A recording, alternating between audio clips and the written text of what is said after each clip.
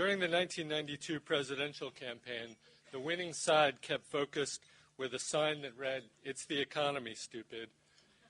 Today, the housing slowdown and credit crunch have the economy front and center once again. Our special guest today is uniquely qualified to talk about the economy. Dennis Lockhart, as you know, is President and Chief Executive Officer of the Federal Reserve Bank of Atlanta. He works with Fed Chairman Ben Bernanke to set benchmark rates that influence other interest rates and regulates the amount of available credit. Dennis represents the 6th District, headquartered in Atlanta. The district includes Florida, Georgia, Alabama, and parts of Tennessee, Mississippi, and Louisiana. That region generates $1.7 trillion in economic output. So if the district were a nation, its economy would rank as 8th largest in the world, between Italy and Canada. Ladies and gentlemen, please welcome Dennis Lockhart.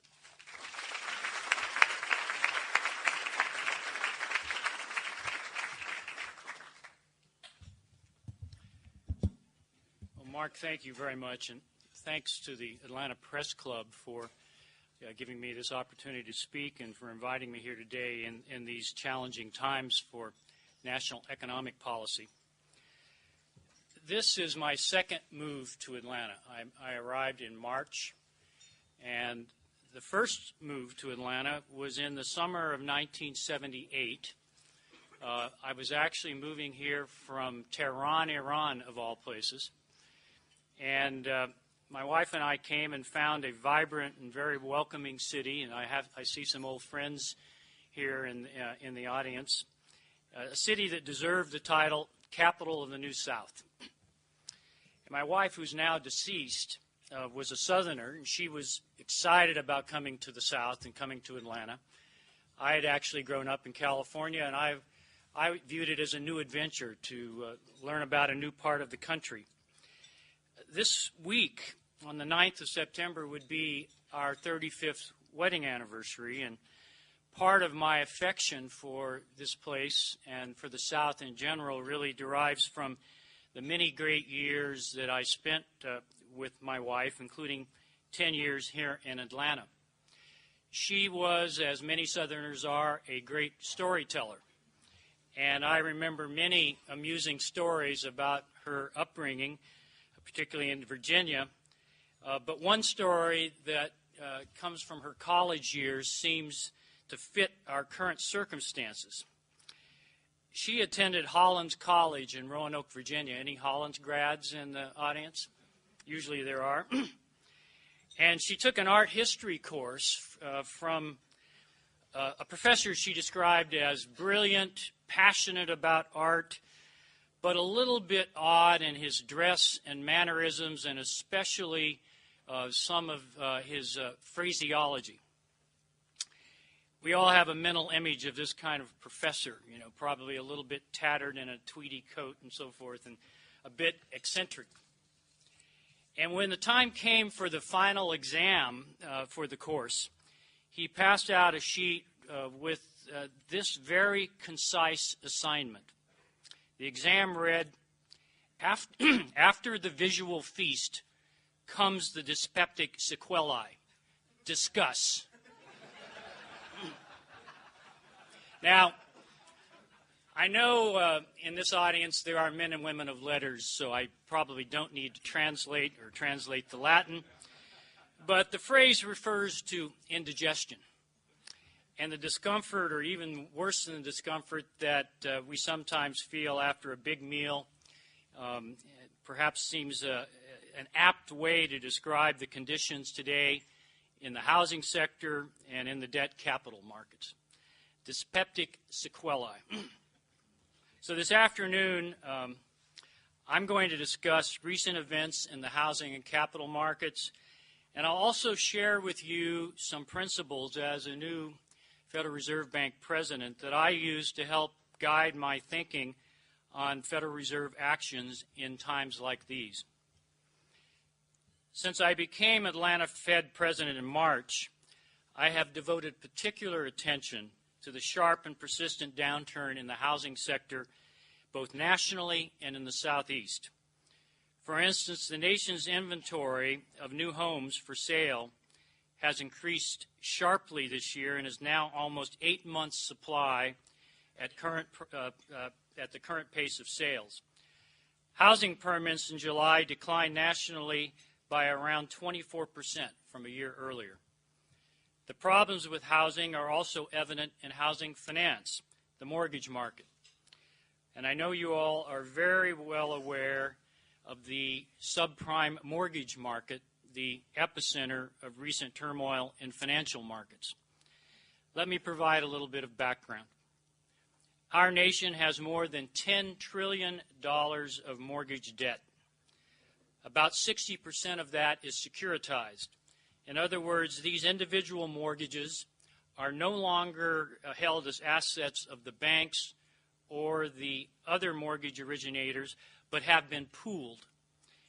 The pools have been structured as securities that have been sold and traded in a vast and growing global market for these securities.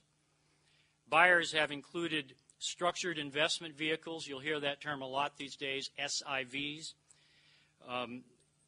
fully or partially devoted to subprime mortgage securities, money market funds, hedge funds, banks, including foreign banks, insurance companies.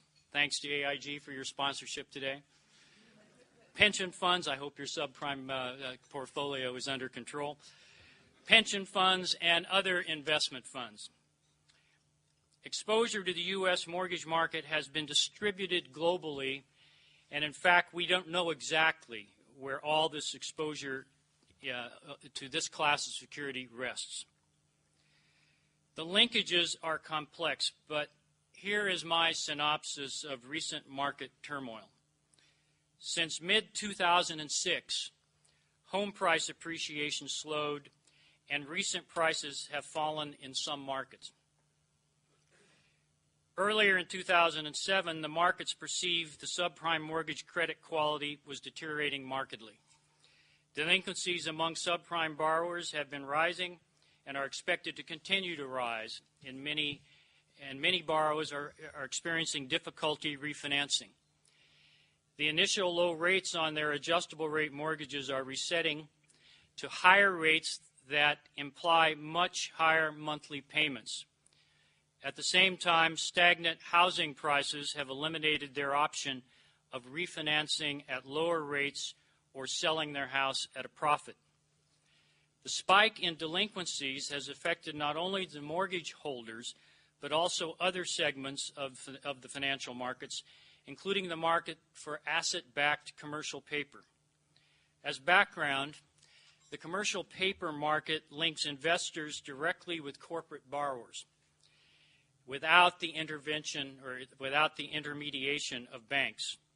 About half the commercial paper market is so-called SIVs, structured investment vehicles, that invest in financial assets. Holders of the asset-backed commercial paper obligations of SIVs came to recognize the increased risk and in many cases refused to roll over or refinance the short-term debt of these borrowers. In turn, the securities that included significant amounts of subprime mortgages became hard to value. The secondary market for these securities shrank dramatically. I describe this development as something of a closed loop. Valuation uncertainty reduced the secondary market trading. Little or no trading made it even more difficult or impossible to value the securities at market price. Faced with these valuation difficulties, broader market participants have become wary of classes of structured debt securities beyond the subprime asset class. For instance, the markets for jumbo prime mortgages also experienced some liquidity problems. Investment funds believed to be heavily exposed to subprime mortgage securities and other structured debt securities have faced some redemptions and cancellation of borrowing facilities used to acquire the securities in the first place. This development forced sales of other classes of securities in their portfolios and institutional sponsors of these investment funds have been called upon to support their distressed funds.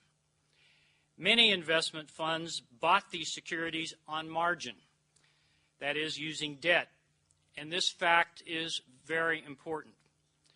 By employing leverage, many funds pursued enhanced returns, and efforts by investment funds to improve their liquidity and reduce exposure to risky assets involve reducing the amount of outstanding debt. This process, called deleveraging, appears to be widespread currently across the financial system. The recoiling from risk in general is affecting an unrelated market, and that is the leveraged loan market used by private equity deal sponsors. This market has backed up markedly. Loan commitments intended to be syndicated have not been able to close because of weak distribution prospects. By some estimates, more than $400 billion of such financings are in backlog. Equity markets have experienced increased volatility, and at least that is in part due to an increasingly uncertain environment for corporate earnings and the stalling of buyout activity. The current conditions of the capital markets, particularly the debt capital markets, have been described as a credit crunch, a liquidity squeeze becoming a solvency crisis, a crisis of information, and a repricing of risk. I'd like to comment on two of these interpretations, namely the information deficit and the repricing of risk. The markets are indeed experiencing a significant information deficit. Market participants are struggling to discover the true performance of subprime pools, where exposures to these and other structured instruments ultimately rests, the risk, therefore, associated with trading and borrowing counterparties, and the linkage between asset classes, funding markets, and institution-to-institution exposures. The opaque nature of our current financial world is the result of a long trend of replacing direct bank lending with less transparent investment vehicles in securities markets. In coming weeks, we will see more disclosure of gains and losses on exposure, as well as performance trends of portfolios and securities. But very importantly, I believe clarity will take some time to develop. Second, in my view, we're witnessing more than just a repricing of risk. The credit markets of recent years feasted on a low cost of capital through leveraged investing and aggressive financing structures at both the retail and the wholesale level. I believe we're also seeing a broad retreat from higher risk practices. Practices, just to name a few, such as no documentation, no equity mortgages, covenant-light leverage buyouts, and the so-called carry trade, which is borrowing in one currency to invest unhedged in the debt instruments of another currency. These are just examples of some of the practices. I believe we've been experiencing the unpleasant process of the financial world changing its ways after a prolonged period of relatively cheap and available credit and, in consequence, high leverage. What we've been going through is an intense adjustment in both price and practice, and this process is likely to continue. How did all this come about? Underlying these developments was a financial world awash with liquidity, awash with funds looking for a place to be invested. Low interest rates were a worldwide phenomenon during and after the 2001 recession. Despite many central banks raising short-term rates since 2004, long-term rates have remained relatively low. Low rates, combined with ample liquidity provided by a globally integrated capital market, provided an environment for financial innovation. We also saw aggressive practices and the use of leverage, as I mentioned a moment ago. Until a few weeks ago, liquidity conditions continued, good liquidity conditions continued, and the outlook was good on balance. Global growth was and remains strong, and after a weak first quarter, U.S. growth was expected to rebound strongly in the second quarter, which in fact it did. This is what occurred. With the exception of declines in housing-related industries such as construction, building supplies, and recently mortgage servicing, employment growth overall was well maintained through the first half of the year. The unemployment rate in July was 4.6%. Consumer spending remained strong, and business investment during the second quarter picked up momentum. The one serious negative aspect was and remains the housing sector.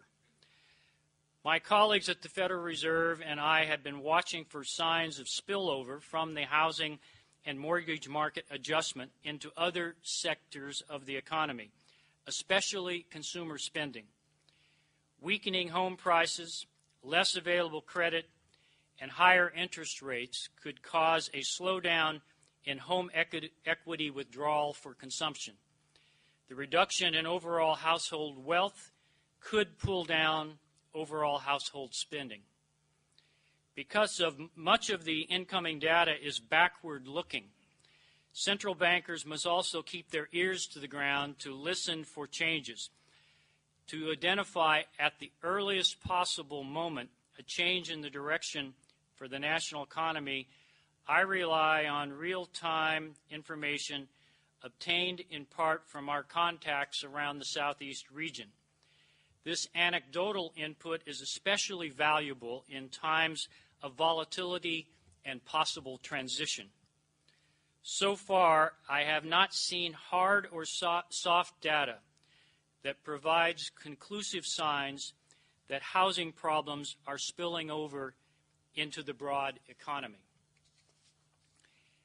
At our August 7th meeting, the Federal Open Market Committee, the FOMC, described economic growth as moderate. At that time, the statement said, the committee's predominant policy concern remains the risk that inflation will fail to moderate as expected. This statement reflected the importance of the Fed's ongoing efforts to lean against inflation pressures. In a sequence of 17 rate hikes, the Fed increased the federal funds rate from 1% in June of 2004 to 5.25% in June of 2006, where it has since rested. I believe these efforts have yielded measurable success. Inflationary pressures have softened somewhat in recent months, and inflation expectations remain well contained. By some measures, the pace of inflation is now around 2%. In my view, current readings of inflation represent progress but not victory. I would like to see inflation sustained at a somewhat lower rate with emphasis on the word sustained. If inflation is allowed to accelerate, bringing it back down will be costly and painful. High and unstable inflation can distort economic decision-making, and once ratified by public expectations, is difficult to reverse. By contrast, low and stable inflation fosters an economy that's conducive to rational business activity and resistant to exogenous shocks. Looking back to a month ago, it seemed, all in all, we had ongoing economic expansion and declining inflation. Then, after our last FOMC meeting, deteriorating conditions in financial markets changed the economic outlook. On August 17th, the FOMC statement said that the downside risks to growth have increased appreciably. The balance of risk to the economy seems to have shifted. We're facing greater uncertainty in the economic outlook. Now, as you know, I'm a new central banker and a new policymaker.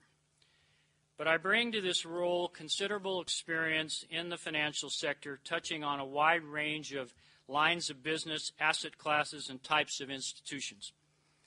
And I know that when a feast is occurring, there is a strong incentive for market participants to meet the competition and seek competitive advantage by pushing the, what you might call, risk-reward envelope. Some of this pushing of limits amounts to sustainable innovation. Many of these innovations served in recent years desirable ends and allocated greater risk to those investors who had the appetite for it. The subprime mortgage market has brought the American dream of home ownership to many people who previously could not qualify for mortgage loans. These developments, on balance, have been a good thing. But some pushing of limits, in my view, will prove to have been imprudent excess. The causes and possible consequences of the current turmoil in financial markets were discussed widely last week at the Kansas City Fed's annual conference in Jackson Hole, Wyoming. The conference focused on housing, housing finance, and monetary policy, and was attended by central bankers, academics, financial practitioners, as well as members of the press.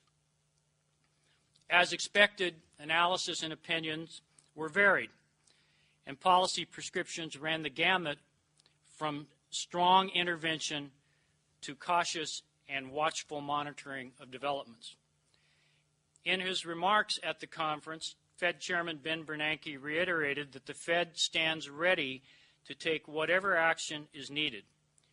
His remarks followed previous actions to inject liquidity into the financial system through open market operations and the so-called discount window.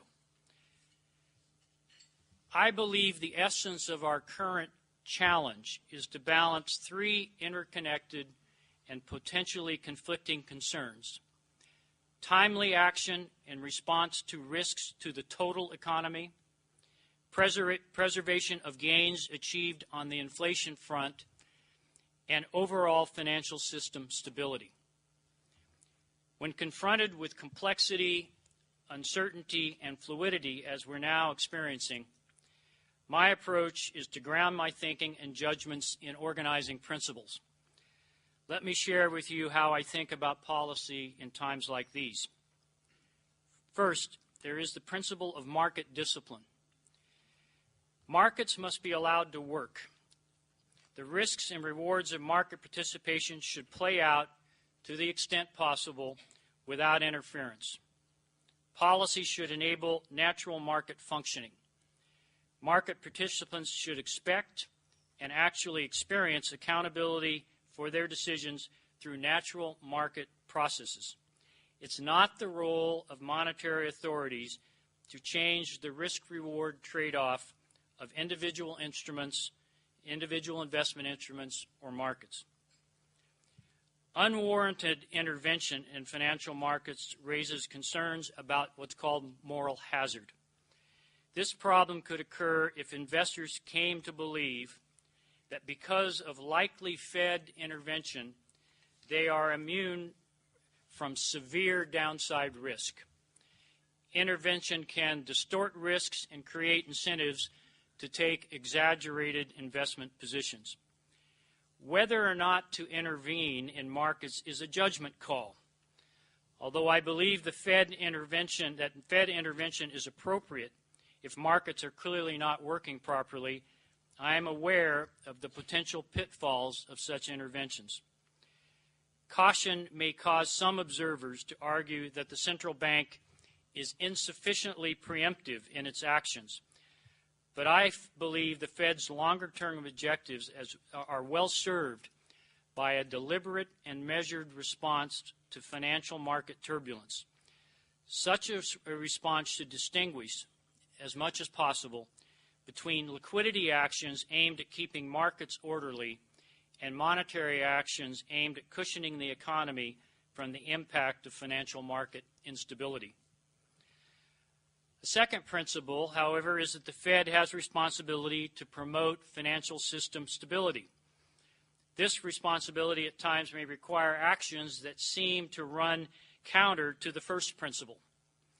If done effectively, there need be no conflict between actions taken to ensure the orderly functioning of markets and the principle of allowing markets to efficiently allocate gains and losses.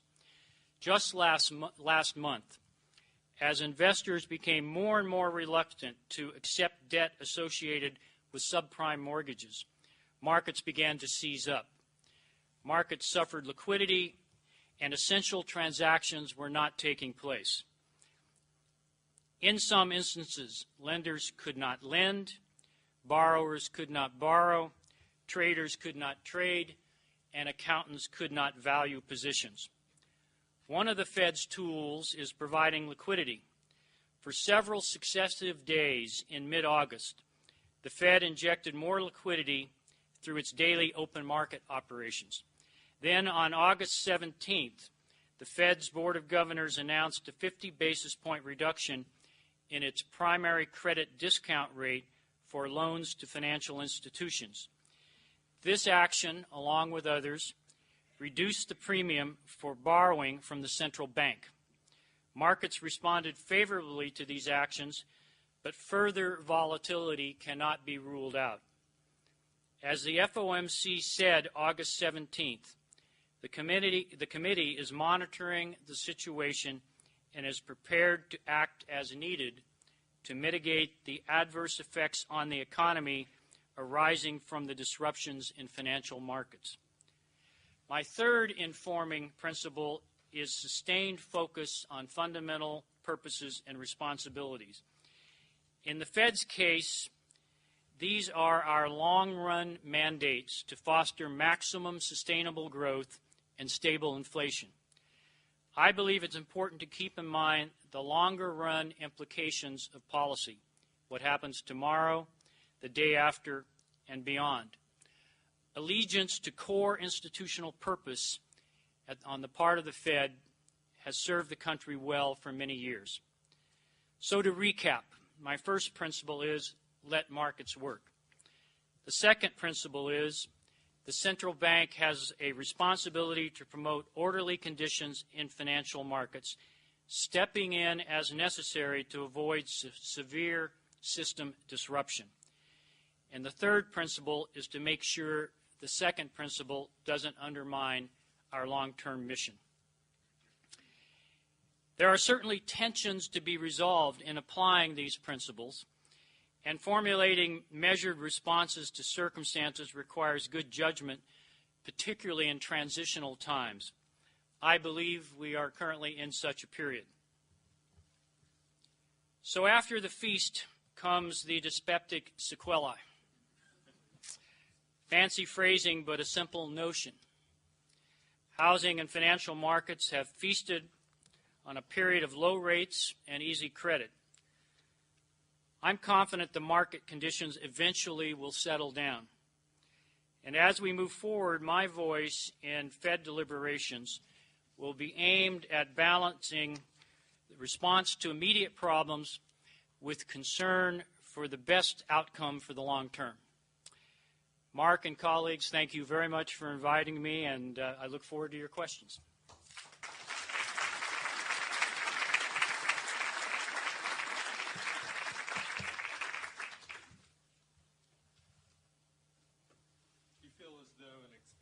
Would you come up and so everybody can hear? Okay. Do you feel as though an expansion of the money supply is necessary at this time to provide better market liquidity? I hope everyone in the back could hear the question of whether the expansion of the money supply is required at this time to provide market liquidity. I'm not going to project forward from this date, but I will draw your attention to the fact that we have been doing that, and we provided, I believe it's $38 billion of market liquidity through open market operations a few weeks ago. And then, of course, the action to make the discount window more available or available and encouraged to financial institutions also provided liquidity to the market. And as stated, we will do what we feel is necessary given the conditions in the future.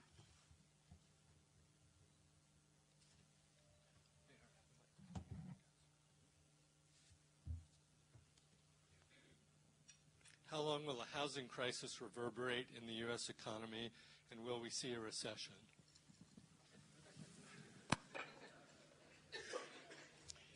Who asked that question? This is one of those questions that, what kind of answer do you actually expect from a central banker? To give a sober answer, I think the housing downturn will last somewhat longer. I'm not going to put any dates on it, but I think there's more of the adjustment process that needs to unfold. And as regards the recession, I'm not, again, going to predict, but just to tell you that our objective as the Federal Reserve is to do everything possible to avoid that. Could the Fed successfully stabilize the national financial markets in the event Iran develops and threatens to use nuclear weapons? And this is because I moved here from Iran in 1978.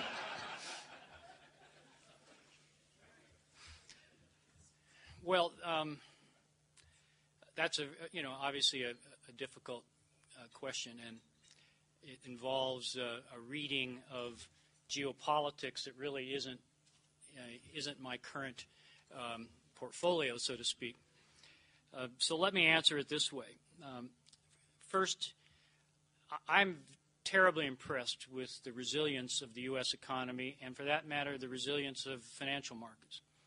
So if there were a serious event, I have great confidence that the country would bounce back quickly economically and the financial markets would adjust. And maybe I should just leave it at that.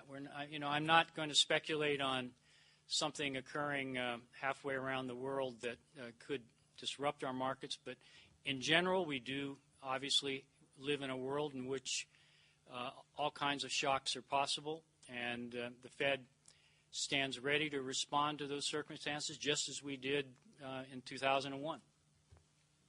What role should the Fed play in assisting in economic recovery? Once again, what role should the Fed play in assisting in economic recovery if that were needed? I think the role of the Fed should stay very true to its long-term mission, and that is that the best thing we can do for economic recovery is to focus on our mission of price stability and on trying to maximize economic output, GDP, and stay focused on the medium to the long term. Does the Federal Reserve Board monitor the relative strength of the U.S. dollar while setting monetary policy and describe the impact on the expectation of inflation? Question relates to the U.S. dollar.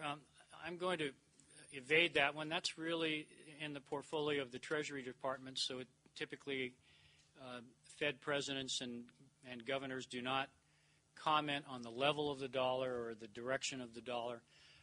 We do have reports on the international sector that tell us something about what has happened in recent markets, recent periods in the foreign exchange markets, as well as the economic activity or economic situation of key trading partners around the world. Could you share some more thoughts about the lack of liquidity in the commercial paper market? When I was a banker here in Atlanta in the late 70s and 80s, the commercial paper market was 100% a market that funded corporations. So large corporations seeking the lowest cost of funds could go to the commercial paper market and, in effect, borrow directly from investors. And as a banker, we provided what were called commercial paper backstop lines. Since that period, there's been quite an evolution in the commercial paper market. And today, about half of it, as I said in my remarks, about half of it is asset-backed commercial paper that is the paper is issued by structured investment vehicles and other investment funds in order to acquire short-term assets. And the liquidity in that market has dried up, partly for this reason that I mentioned of information deficit. There have been encouraging signs in recent days that liquidity is resuming, particularly that distinctions are being made between issuers based upon the real kinds of investments they're making. So the information deficit is going from being very general to perhaps a little more specific. And that, I think, is an encouraging sign that that market is stabilizing. Are you suggesting that this intense period of adjustment might result in stronger domestic and world economies? And if so, when and what will be the evidence? Well, I'm long-term confident, and therefore I'm confident that as we go through an adjustment, we'll come out the other side with a strong economy. The economy, to this day, it remains quite strong. World economy is growing very strongly, not entirely because of the strength of China and India, but largely because emerging markets are performing extremely well. And in general, we're facing probably one of the most benign periods of global economic growth in memory. So I'm confident that we will get through this period and we'll, along with the world economy, continue to see good growth prospects. Much attention in the media has been devoted to how the Federal Reserve should respond to the recent turmoil in the capital markets. However, very little has been said about what the President and Congress should do pertaining to fiscal policy. Should fiscal policy be loosened through lower taxes and less regulations to abate the economy's weakness? It's our practice to remain apolitical and not comment on fiscal policy or on current legislation, and so I'm going to duck that question. What is your opinion of the recent Bank of America $2 billion investment in Countrywide? Did this help the industry? It wouldn't be appropriate, obviously, for me to comment on a particular bank or a particular investment. Bank of America made that investment recently at a time which I think brought some good news to the market. We thank them for that. But it's an investment on their part, and it's not appropriate for me to comment on the wisdom of that investment. Okay, that's all the questions. All right.